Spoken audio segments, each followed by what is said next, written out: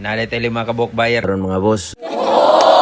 Itong permiro silang sir kitanawan nila lang Smash 2024 nga model, 3 years registrado, all stock pa na siya. Nana po na siya plate number, nya goods pa kay na atol lang nibot nga kasi tidaan dare. Ya para mahumok-humok. Mo na atong Smash 30 ra na siya kapin. Budas brand new gihapon na siya mga boss, nakarehistro na siya 3 years, all stock gihapon. Nya disc brake pod naka-mags. Tong itis drive na ni nila, gibalik-balikan yun ni nila. Nya samtang itesting to ni sir na putay bayar sa tong dabit dare. Tong itestingan niya tong version 3. Latest gihapon ni gamay pa pug mileage, baga pa kay ligid. All stock pa po na siya, nanay plate number. Nya engine ana gudas brand new gihapon, wala pa na plan siya mga markings yun gikan sa kasa. So gitisting-tistingan yun nila so far pasar maganda sila ang standards niya tong bit kay bago pa man kuno kayo, pero ato gyud gipatisting nila tanan kay para wa gimahay mo to nagadesisyon sila sa bayaran daan mo to ilang napilian gaan na to sticker ari kuno daw nila ipapilit sa ulo mo na ni check na to diri ang chassis ug engine number kay para siguro gyud dili ta masayo pughatag mo na ni siya. So nakita po kung dabit diha natay daghang dabit diri na pag ito maabot desisyon na ni sila ganiha bayaran na pud to